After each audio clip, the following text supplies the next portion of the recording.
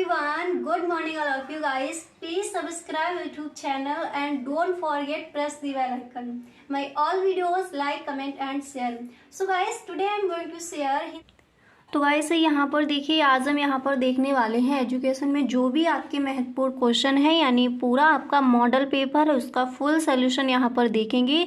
तो गाइस अगर इस बार का बोर्ड एग्जाम देने वाले हो और इस बार के बोर्ड एग्जाम में शिक्षा शास्त्र के पेपर में आप पूरे के पूरे नंबर लाना चाहते हो तो गाइस इस वीडियो को आप पूरा देखें, ठीक है। पूरा पेपर का हल यहाँ पर हम देखने वाले हैं। तो यहाँ पर पहला प्रश्न है, सामान्य बुद्धि के बालक की बुद्धि लब्धि होती है, कितनी होती है? 80 से 90, 90 से 110, 70 से 80 या फिर 110 से 120। तो यहाँ पर जो खा नंबर पर है 90 से 110, ये आपका हो जाएगा राइट ऑप्शन। अब फटाफट से पूरे पेपर को देख लीजिए। और गाइस अगर आपको ये वीडियो पसंद आए तो एक बार सभी दोस्तों में आप इस वीडियो को शेयर ज़रूर करें।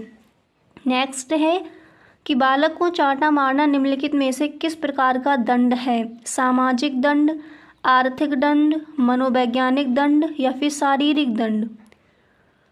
तो क्वेश्चन हमारा यहाँ पर क्या दिया गया है कि बालक को चांटा मारना निम्नलिखित में से किस प्रकार का दंड है। तो ये किस प्रकार का दंड है, कौन सा ऑप्शन यहाँ पर राइट हो जाएगा? यहाँ हो जाएगा शारीरिक दंड, ठीक है। इसी तरह से यहाँ पर नेक्स्ट प्रश्न क्या है उसको भी देख लीजिए। अगला प्रश्न दिया गया है कि प्यास किस प्रकार का प्रेरक है? अर्जित, जन्मजात, सामाजिक या फिर इनमें से कोई नहीं। तो प्यास किस प्रकार का प्रेरक है? यहाँ पर जो आपका खा नंबर पर ऑप्शन है जन्मजात, यही आपका हो जाएगा राइट ऑप्शन। इसी तरह से अगला प्रश्न भी देख लीजिए। नेक्स्ट क्वेश्चन यहाँ पर क्या दिया गया है उसको देखते हैं। अगला प्रश्न है कि रुचि एक अर्जित शक्ति है, प्रेरक शक्ति है, नैसर्गिक शक्ति है या फिर बौद्धिक शक्ति है। तो रुचि एक ऐसी शक्ति है, प्रेरक शक्ति है, ठीक है। खा नंबर पर जो ऑप्शन है राइट हो जाएगा।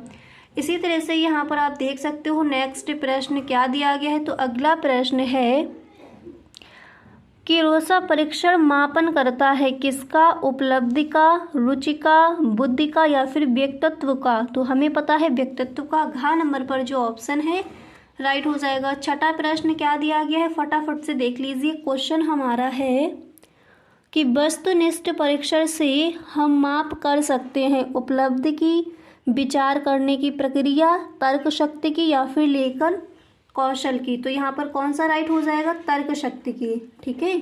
यहाँ पर ये जो आपका ऑप्शन दिया गया है यही यहाँ पर हो जाएगा राइट ऑप्शन। अब कुछ आपके और भी यहाँ पर प्रश्न हैं उनको भी देख लेते हैं।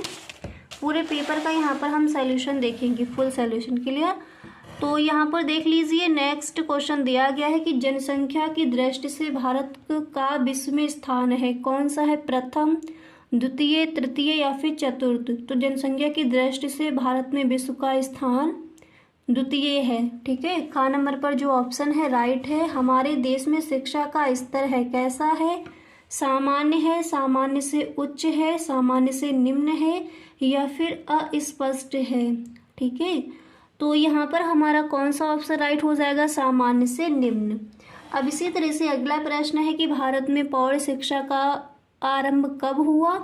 1908 ईस्वी में, 1910 में, 1927 में या फिर 1922 ईस्वी में। तो क्वेश्चन क्या है? भारत में प्रौढ़ शिक्षा का आरंभ कब आरंभ हुआ? 1910 में। 10वां प्रश्न यहाँ पर क्या कहता है कि भारत में राष्ट्रीय साक्षरता मिशन की स्थापना हुई, कब हुई? सन 1948 में, सन 1953 में या फिर सन 1966 में। नेक्स्ट है सन 1986 से 88 में। तो भारत में राष्ट्रीय साक्षरता मिशन की स्थापना कब हुई थी? सन 1986 से 88 में, क्लियर।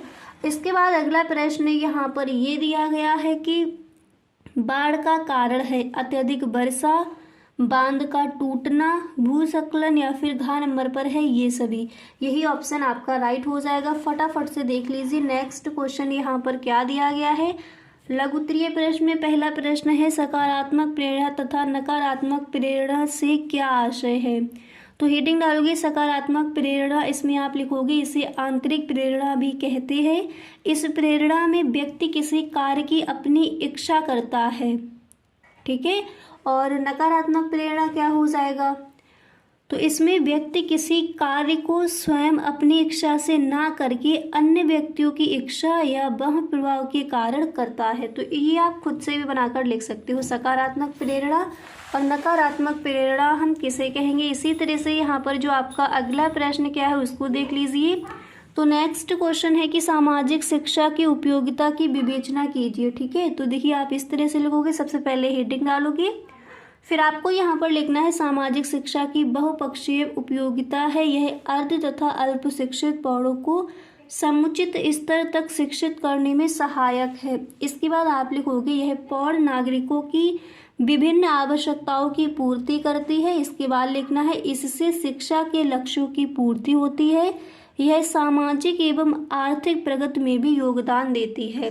ठीक है, तो सामाजिक शिक्षा की उपयोगिता की विवेचना इस तरह से। अगला प्रश्न देख लीजिए। अब यहाँ पर जो आपका नेक्स्ट क्वेश्चन क्या है देख सकते हो, यहाँ पर दिया गया है कि 10+2+3 की शिक्षात्मक संरचना को स्पष्टता समझाइए। तो फटाफट से देख लीजिए, यहाँ पर इसका पूरा आंसर ये हो जाएगा। आप लिखोगे कि संरचना को राष्ट्र के सभी भागों में स्वीकार किया जा चुका है। प्रथम 10 वर्षीय शिक्षा के माध्यमिक शिक्षा में विभाजित किया गया है, जिसके अंतर्गत 5 वर्ष की प्राथमिक शिक्षा तथा 3 वर्ष की उच्च प्राथमिक शिक्षा आती है, तथा इस शिक्षा प्रणाली में 2 वर्ष की स्वीकार किया जा चुका है।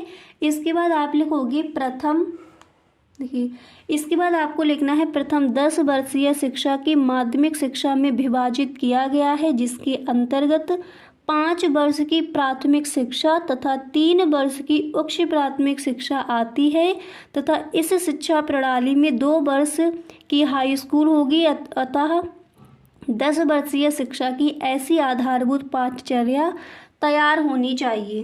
क्लियर। इसी तरह से लघु उत्तरीय प्रश्न में कुछ और भी क्वेश्चन देख लीजिए, इनको भी आप तैयार कर लेंगे। ठीक है, तो लघु उत्तरीय प्रश्न में आप तैयार कर लोगे मानसिक स्वास्थ्य और मानसिक स्वास्थ्य विज्ञान में अंतर स्पष्ट कीजिए। नेक्स्ट तैयार करोगे कि पर्यावरण शिक्षा के महत्व का उल्लेख कीजिए। इसके बाद यहाँ पर देख सकते हो आप दीर्घ उत्तरीय प्रश्न में किन प्रश्नों को तैयार करना है। तो पहला प्रश्न है कि बुद्धि लब्धि क्या है, इसे कैसे निकाला जाता है, शिक्षा में इसकी क्या उपयोगिता है। नेक्स्ट तैयार करोगे कोहलर द्वारा अधिगम सिद्धांत हेतु किए गए प्रयोग का वर्णन कीजिए, अधिगम में इसके महत्व का उल्लेख कीजिए। तो यहाँ पर गाइस आप देख चुके हो जो आपका शिक्षा शास्त्र है उसमें आपको कौन कौन से प्रश्न तैयार करने हैं उनको यहाँ पर आपने देख लिया। आई होप ये वीडियो आपको पसंद आया होगा। अब इसी तरह से नेक्स्ट वीडियो आपका और आएगा, तो उसमें हम देखेंगे कुछ आपके महत्वपूर्ण प्रश्न, यानी कौन कौन से ऐसे क्वेश्चन हैं जो पूछे जा सकते हैं एग्जाम में। ठीक है, तो पूरी बुक से जो भी आपके महत्वपूर्ण क्वेश्चन हैं वो हम नेक्स्ट वीडियो में देखने वाले हैं। तो गाइस अगर सच में आपको ये वीडियो पसंद आया है तो प्लीज़ आप इस वीडियो को एक लाइक ज़रूर कर दें। Okay, thank you so much.